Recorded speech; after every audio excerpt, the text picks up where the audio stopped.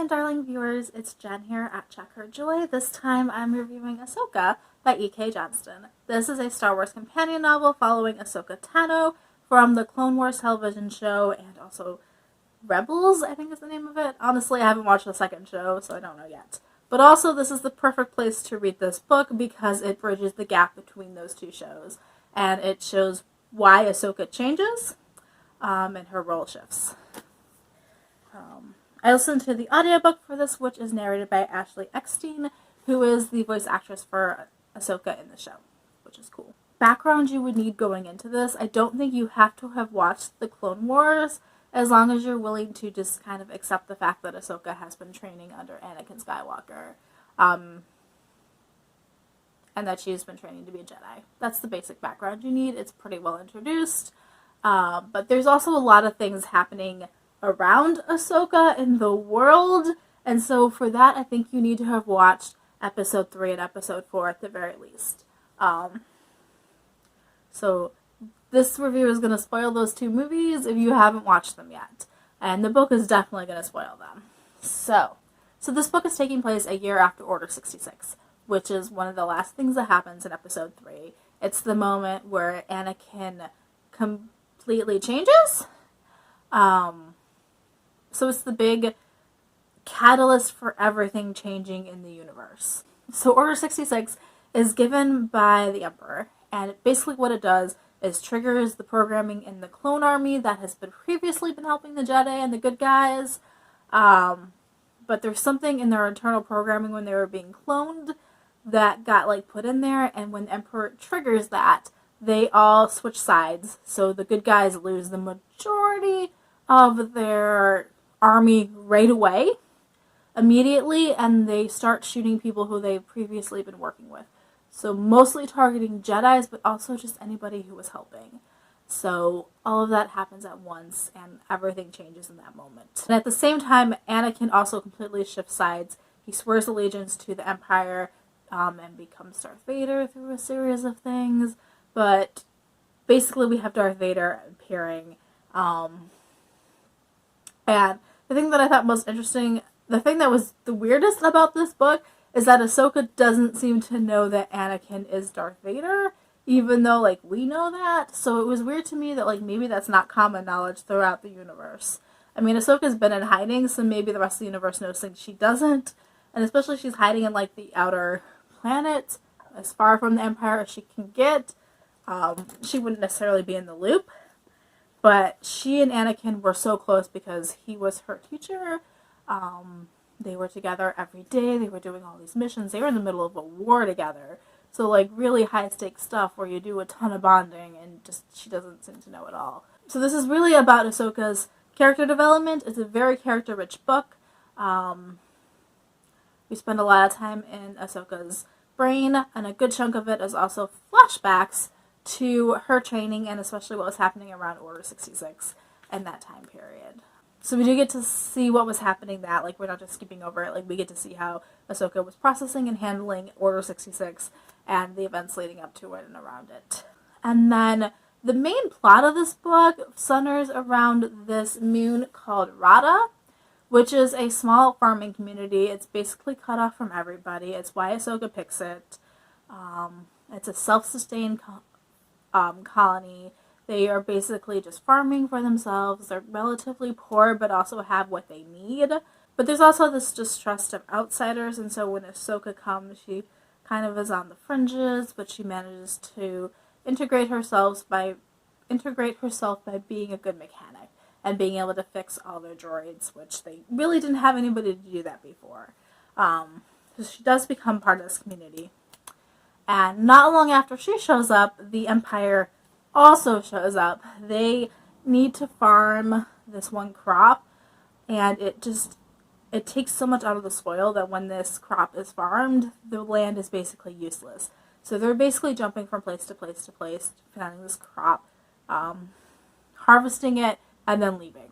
And so that's what they plan on doing with Raada, which is not going to be great for a community that's entirely based on farming. Because if they can't use the land after the Empire, then they are screwed, essentially. So Ahsoka starts becoming involved with this rebellion. Like, they start planning on how they're going to get rid of and sabotage the Empire.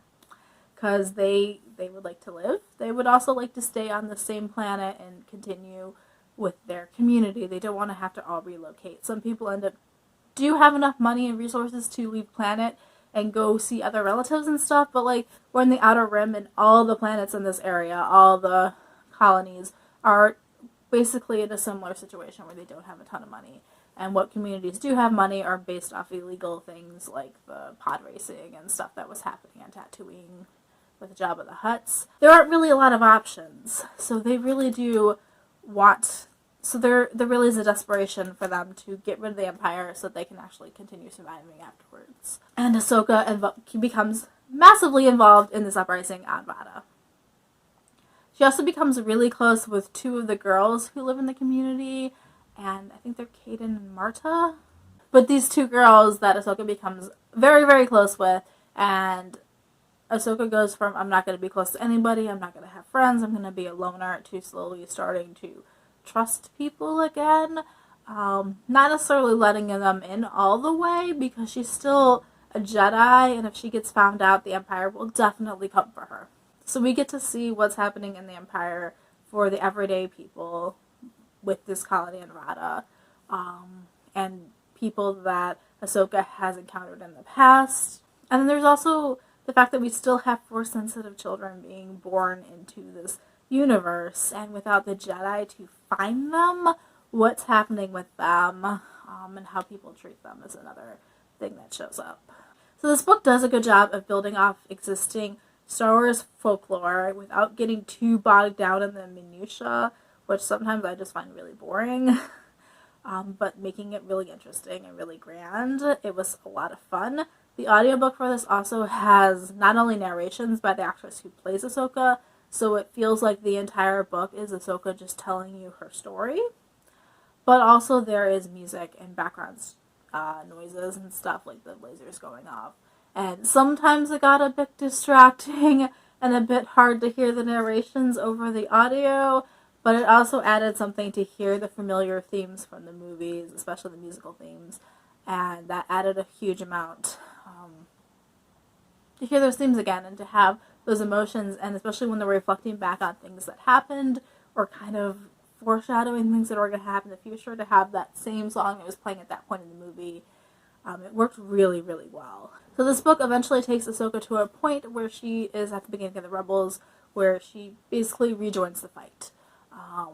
So she has to go through this journey of, like, I'm going to escape to, it's coming for me anyway, so I'm going to protect the people that I care about and protect the innocent. And so she does eventually rejoin the fight. She rejoins the Resistance, and I love that.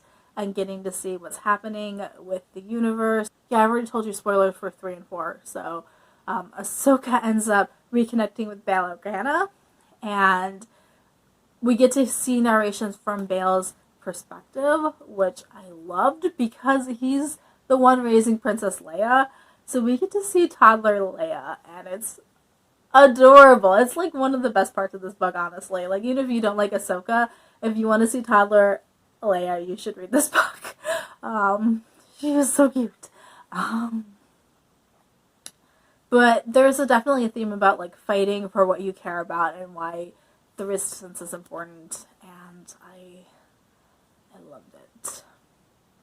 So, yes, I enjoyed Ahsoka by E.K. Johnston. I definitely recommend it if you love Star Wars, if you love kick-ass female characters, if you just want to know what's happening else in the universe, and especially if you love Ahsoka. This was done so well. E.K. Johnston definitely knows and loves Ahsoka's character, and having Ashley Eckstein narrate it, it definitely, like, obviously feels like Ahsoka because it is Ahsoka narrating this. So that was amazing. Yes, I highly recommend Ahsoka. Hopefully this gave you a brief overview of what this book feels like, which is, like, major kick-ass. There's tons and tons of fight scenes in here, but they're also done in such a way with such character development on Ahsoka's side that I never felt like a loss. Sometimes I get really bored in fight scenes, but that never happened here. There is one downside to this book, though, in that it took so long to get to what felt like action happening, because a lot of it is Ahsoka by herself and really in her own head, and she's in this very dark, depressed state, basically. Everything she knows is gone. She feels very lost. She feels very alone. And while we get to see a lot of what was happening in those scenes, we also don't feel like there's a lot of forward motion at the very beginning of the book. So it did take a while to get to Raada and get to feel like there was hope again and feel like that we were actually moving in a forward direction. So that would be the one downside to this book. Get through the first several chapters, get to Raada, and then I promise you it starts picking up. And it does feel like a YA book. Ahsoka is definitely a teenager processing all of this. So it's accessible to a younger audience, but also at that point where an adult can definitely read this and appreciate it and enjoy Ahsoka as well.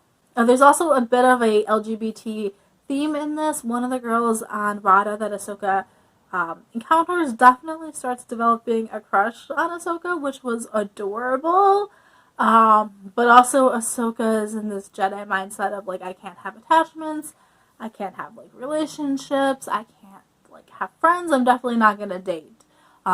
So it doesn't really go anywhere, but you kind of get the feeling that maybe they weren't exactly, like, we get the feeling that maybe those feelings might have been reciprocated. Otherwise, I feel like that would have been a different discussion they were having.